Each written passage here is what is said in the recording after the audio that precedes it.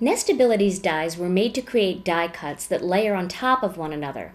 However, you can create a similar look by using one Nestabilities die, a sponge dauber, and a little bit of dye ink. This not only creates the look of layers, but it also is a fabulous way to highlight your focal image. Let me show you the tools and products that you're going to need to get started. You will need a cuttle bug and all of the plates in order to cut your Nestabilities die. You're going to need a Nestabilities die, and in this case I'm using one of the plain circles. You're going to need some dye ink. I'm using the Memento Desert Sand. You're going to need a sponge dauber. And then you're going to need an image that's already stamped and colored on some plain white cardstock. In this case, I've used the Gina K Designs Pure Luxury 120-pound cardstock, the heavy base weight. And I've done that because it's such a thick cardstock that when you emboss it, you really see that embossed edge. It really stands out. The other thing I like about the 120-pound cardstock is you can see that I've colored this image with Copic markers, but you get no bleed through at all. So it's great if you want to do a single layer card. I'm not going to do that today, but if you did want to make a single layer card and you were using Nestabilities to just emboss, this is the best cardstock to use because you'll never get bleed through. Okay, so let me show you what you need to do to begin. We're going to start by doing a basic Nestabilities cut, and you may have seen me do this before in our Nestabilities in your Cuttlebug videos. We're going to start by using an A plate, and then I'm going to put down my B plate next.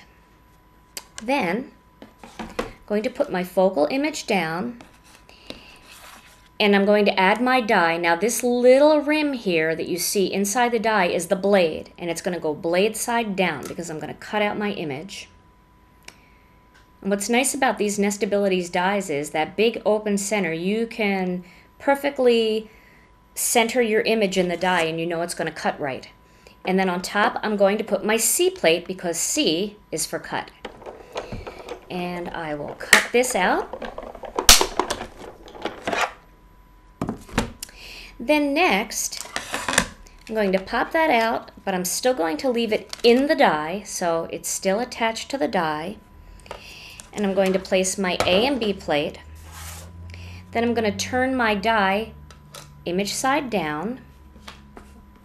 I'm going to put my rubber mat next, and then my B plate on top because B is for emboss, and then a piece of chipboard.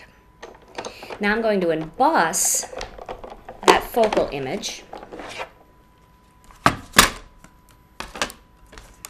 And if you look now, you can see that there's a rim that goes around. I'm not sure if you can see that. I think you can see that on screen pretty well.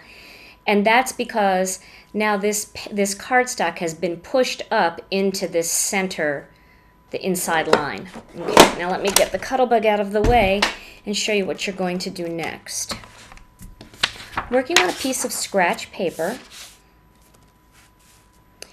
Going to get some desert sand ink and my sponge dauber.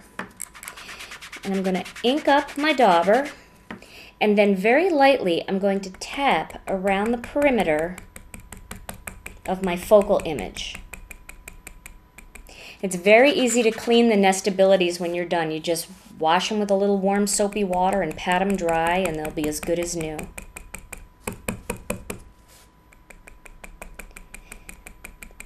So I'm going most heavy around the very edge. I'm not doing all over the center, but I just want to highlight around the edge.